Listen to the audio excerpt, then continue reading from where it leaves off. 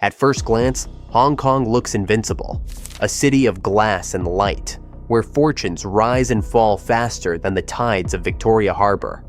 But behind the skyline that never sleeps, a silent empire has been moving billions through invisible channels, shaping the future of Southeast Asia's shadow economy. It didn't happen overnight. It was built, layer by layer, by men who understood one truth. If you want to hide money, hide it where money never sleeps. In just a few years, over $15 billion in suspicious funds flowed through companies registered in Central and Wan Chai. The transactions looked legitimate: investment, real estate, philanthropy. Yet every trail circled back to one name whispered in the region's financial underworld: Chen Zhi, the Cambodian tycoon whose Prince Group empire became a lifeline for the region's fastest-growing economy and its darkest secrets. What began as a financial success story turned into one of the most complex global deception networks ever uncovered. Money from scam parks, fake investment apps, and online casinos didn't vanish. It evolved, finding sanctuary in Hong Kong's offshore maze. This isn't just a story about crime. It's about how a world-class financial hub became a fortress for illusion, and why the system meant to stop. It kept the gates wide open. So, how did Hong Kong, once the pride of transparency, become the nerve center of a $15 billion scam? To understand how Hong Kong became the nerve center of a $15 billion scam, you have to look beyond the skyline and into the arteries that keep its economy alive: money, movement, and silence. For decades, Hong Kong has been a global symbol of financial freedom. Its reputation as a low-tax haven, with minimal capital controls and an open-door policy for offshore accounts, made it irresistible to legitimate investors, and equally seductive to those who needed to move money no one was supposed to see. In Central's high-rises, countless shell companies operate out of the same office floors, often sharing a single address and a rented desk. On paper, they look identical to any other consulting or trading firm. In reality, they serve as gateways, nodes that connect dirty money from across Asia to the polished surface of global banking. What makes Hong Kong unique is not corruption, it's efficiency. Everything from company registration to cross-border transfers can be done in hours. You can create a new corporate entity with just a passport and a local service agent. No questions asked, no flags raised. Once the company exists, the system treats it like any other, giving full access to banking, real estate, and international trade. And that's where the magic happens. By the time authorities detect suspicious activity, the money has already split into dozens of directions, each leading to a new layer of anonymity. In 2017, financial watchdogs began to notice irregular transfers tied to entities with links to Cambodia, Singapore, and the British Virgin Islands. On paper, the funds were labeled as investments in infrastructure, tech startups, or green energy, but none of the listed projects actually existed. The transfers were clean, legal, and perfectly structured, yet something didn't add up. The volumes were too consistent, the timing too synchronized, and the destinations too circular. Money moving in a loop between Hong Kong, Phnom Penh, and Singapore Penh, and small offshore banks in the Caribbean. The name Prince Group began appearing repeatedly in internal financial reviews, alongside a pattern of front companies that seemed to orbit around one powerful figure: Chen Zhi, a billionaire with deep ties to Cambodia's ruling elite. What caught investigators' attention wasn't just the money, it was the way it moved. Transactions linked to Chen's companies appeared during the same time that massive scam compounds were expanding across Cambodia's coastal city of Sihanoukville. Tens of thousands of workers, many trafficked or deceived, were running online fraud operations that siphoned money from victims across the globe. Yet, while those compounds made headlines, few realized where the profits ended up. The answer, it seemed, was hidden in Hong Kong's financial system, where wires from digital scams merged seamlessly with corporate transactions, where billions flowed without triggering a single alarm. For every suspicious transfer from Cambodia, there was a corresponding consulting payment to a firm in Hong Kong. Each invoice looked legitimate, each recipient had a license, and each audit trail stopped just short of revealing the truth. By 2019, the web had become nearly impossible to trace. Even intelligence agencies couldn't tell where the real money ended and the fake money began. Hong Kong had become a living paradox, a city that prided itself on transparency, now serving as the perfect disguise. Because here, the system didn't need to be broken, it only needed to be used. To the public, Chen Zhi was a polished visionary, the face of modern Cambodia's rise. He appeared in tailored suits beside government ministers, spoke of innovation and charity, and pledged millions to nation-building projects. The media called him the Prince of Prosperity. His conglomerate, Prince Group, invested in everything from real estate to banking, from insurance to luxury resorts. But to those who followed the trail of money, Chen Zhi's empire looked less like a business network and more like a financial labyrinth, one whose deepest corridors led straight to Hong Kong. The connection between the prince and the port wasn't random. Hong Kong offered what Cambodia couldn't: credibility, infrastructure, and a bridge to Western capital. For years, Chen's companies quietly established subsidiaries and shell entities there, using a web of registered agents to maintain anonymity. One office in Wan Chai might hold the paperwork for a real estate fund. Another, in Central, served as the consulting branch for a technology venture that existed only on paper. These were the invisible docks of a digital port, where money arrived disguised as investment, stayed long enough to acquire legitimacy, and then sailed away toward Switzerland, the Cayman Islands, or Dubai. The trick was sophistication. Prince Group didn't move money in piles of cash or crypto. It moved through reputation. Its public image, a respected corporate giant endorsed by politicians and state media, gave it cover. Donations to hospitals and universities were strategically timed, and every press release was written to look like a sign of transparency. Yet beneath that glossy narrative, investigators began to notice unusual timing patterns. Every philanthropic announcement coincided with large foreign wire transfers. While journalists focused on the charity events, financial analysts saw something else: a diversion. By 2018, the Prince Group had become one of the largest private investors in Cambodia, with assets reportedly exceeding billions.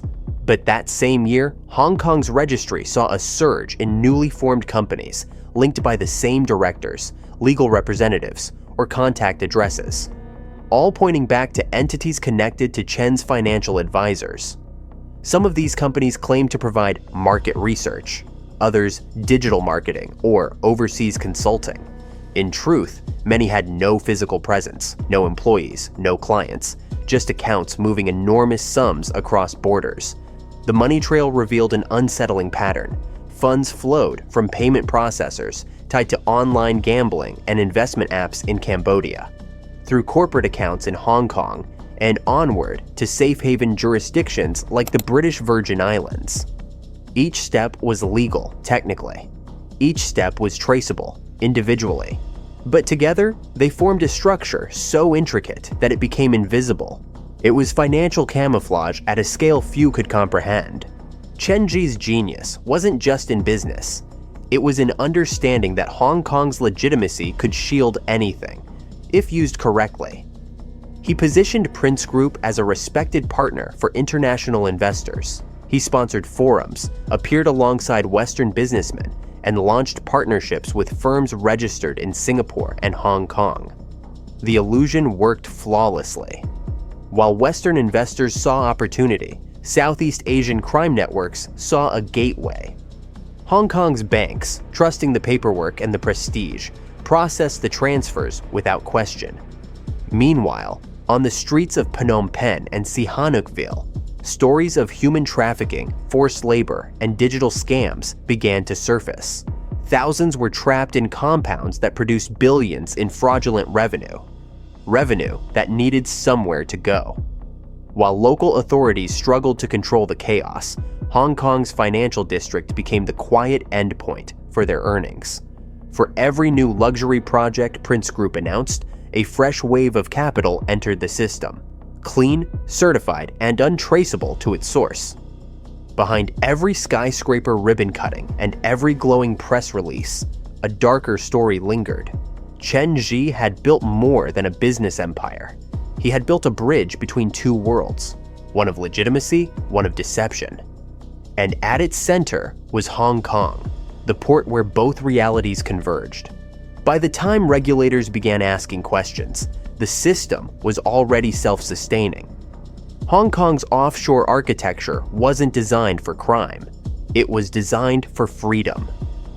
But in the hands of the right man or the wrong one, that freedom became the perfect disguise.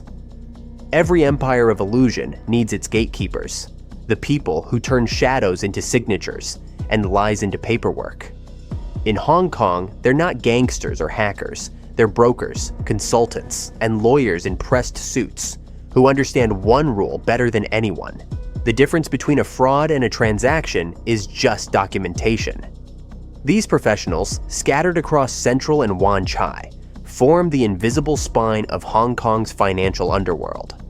A system so clean on paper that even regulators find it difficult to touch. Their job is simple. They build the scaffolding of deception. When a client like Prince Group or one of its affiliates wants to move millions without drawing attention, the brokers handle everything.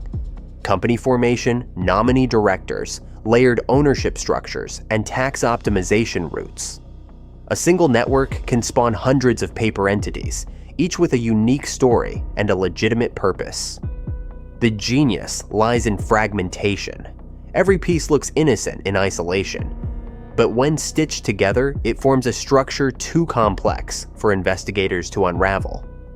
One such broker firm, operating from a small office on Queens Road, managed the registration of over 200 shell companies between 2018 and 2021. All were listed under unrelated business categories: tourism, AT services, architecture.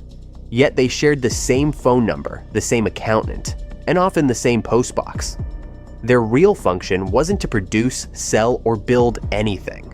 They existed to move money, to legitimize the inflow of funds from Cambodian operations and redirect it through Hong Kong's banking maze. Each transaction was accompanied by professional invoices, audit stamps, and fake consultancy contracts, all drafted to appear flawless under compliance checks. At the top of this hierarchy were financial facilitators, elite professionals who marketed themselves as offshore strategy experts. They attended high-end networking events, spoke about cross-border efficiency, and offered privacy solutions for wealthy clients. To the outside world, they were experts in asset protection. To insiders, they were the architects of a global deception network. They didn't just hide money, they built ecosystems that allowed money to evolve. Funds from scam compounds in Sihanoukville could be transformed into equity for a Hong Kong fintech startup overnight. Cryptocurrency earnings from online casinos could be injected into real estate projects through joint venture vehicles. Chen Zhi's team, according to leaked documents later reviewed by regional analysts, relied heavily on these brokers to create what one investigator called a digital mirage. Prince Group's investments were layered so deeply that even legitimate investors couldn't trace where their returns originated. Some Hong Kong subsidiaries listed Prince Group as a strategic investor, but had no physical office, no payroll, and no projects. Others showed identical board members managing multiple unrelated firms, a telltale sign of controlled fronts. These networks thrived in the gray zone between legality and fraud. The brokers didn't need to commit crimes, they just needed to engineer plausible deniability. When law enforcement agencies from the US or Singapore requested transaction data, banks complied, but the paperwork revealed nothing. The invoices looked genuine, the signatures were verified, and the transfers followed compliance protocols. By the time someone realized the marketing fee, or consulting service, was linked to a scam park in Cambodia, the trail had already gone cold. This quiet industry made Hong Kong indispensable to Chen Zhi's empire. Without the brokers, the entire structure would collapse. They were the translators of deceit, converting raw, illicit profits into polished, tax-efficient assets. Each step of the process was wrapped in legality. Each participant had a business license, a clean record, and an alibi. And that was the most dangerous part.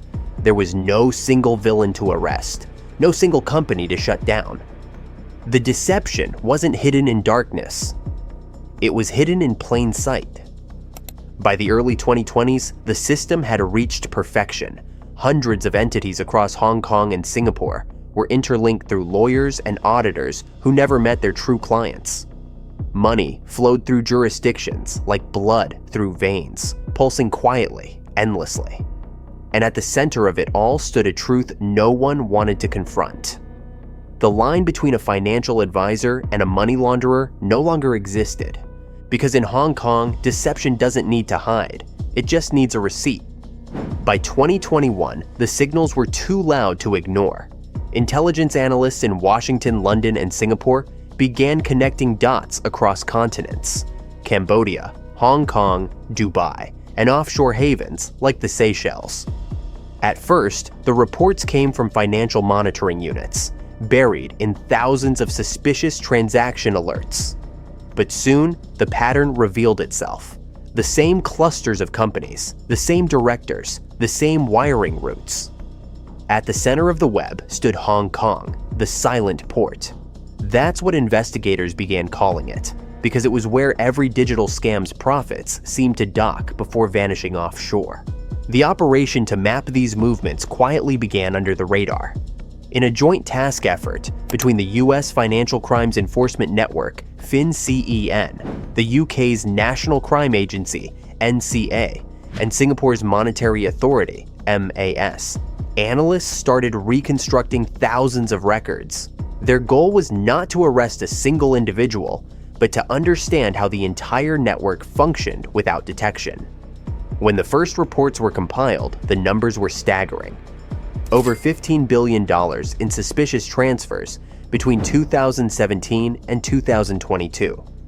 Some funds originated from legitimate businesses in Cambodia, but many were traced to digital scams, crypto exchanges, and online investment platforms that had defrauded victims across North America and Europe. Every trail eventually led back to Hong Kong. The structure worked like a laundering carousel. Cambodian digital investment accounts funneled profits into Hong Kong consulting firms, which then wired project development fees to accounts in Switzerland or the British Virgin Islands. The system used reversible invoices, meaning each transaction could justify itself from either direction. One company claiming it as payment for a service, the other marking it as investment income. It was elegant, automated, and impossible to dismantle without collapsing legitimate trade. Investigators codenamed the global review Operation Silent Port. The mission aimed to expose how legitimate financial architecture had been hijacked to move criminal funds. Internal memos from that period describe Hong Kong as a financial black box, not because of corruption, but because its systems were too advanced, too compliant, and too efficient. Even Western intelligence networks struggled to extract clarity from the chaos. But the real shock came when names tied to Prince Group's ecosystem began surfacing across multiple jurisdictions. Though Chen Zhi was never directly accused of wrongdoing, his corporate empire appeared repeatedly in proximity to entities flagged for suspicious movement. A handful of Prince-affiliated companies were linked to investments in fintech startups that existed only for months before dissolving. Others were found channeling large donations to charity foundations in Hong Kong that later turned out to be inactive. On paper, the transactions promoted regional growth and humanitarian work. In reality, they functioned as financial smoke grenades, scattering attention away from where the money originated. Some insiders called it reverse philanthropy, a mechanism to clean money by wrapping it in good intentions. Each donation announcement triggered news coverage, and each headline drowned out the quiet flow of capital moving beneath it. For investigators, this made tracing the funds almost impossible. Chen Zhi's public image, paired with his government connections, gave him insulation few businessmen ever achieve. As Operation Silent Port expanded, more countries joined: Japan, Australia, and later Canada. Pooling data from banks, crypto platforms, and offshore registries, the findings were damning but inconclusive. The reports detailed how billions were funneled from Southeast Asia's scam zones into global markets through Hong Kong's legal framework. Yet, no one could pinpoint a direct criminal act. Every transaction looked compliant. Every account passed due diligence. In early 2023, one internal summary from FinCEN concluded with a single chilling line: "The system works as designed, just not for the reasons it was built." By then, the silent port had done its job. The funds were dispersed across dozens of countries, transformed into assets, bonds, and donations. The investigations would continue for years, but the trail would never again be whole.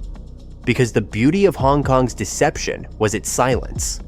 It didn't need to hide. It only needed to keep moving.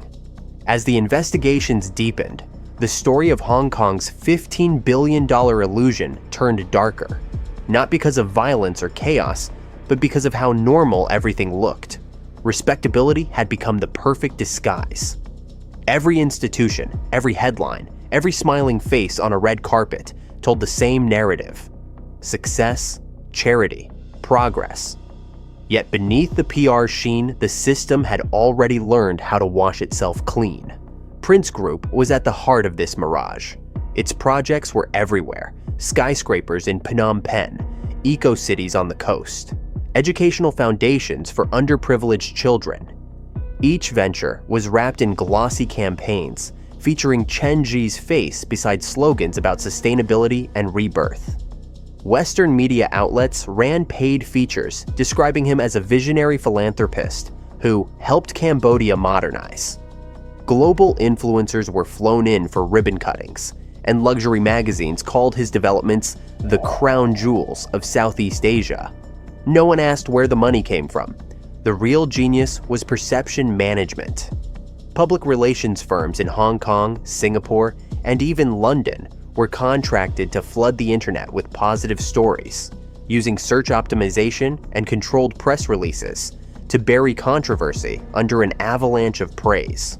If anyone typed Prince Group investigation or Chen Zhi controversy, the first 100 search results led to charity announcements, investment news, or glowing interviews.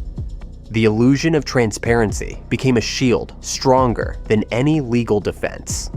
Meanwhile, those working behind the scenes described something chilling: a deliberate choreography between appearance and silence.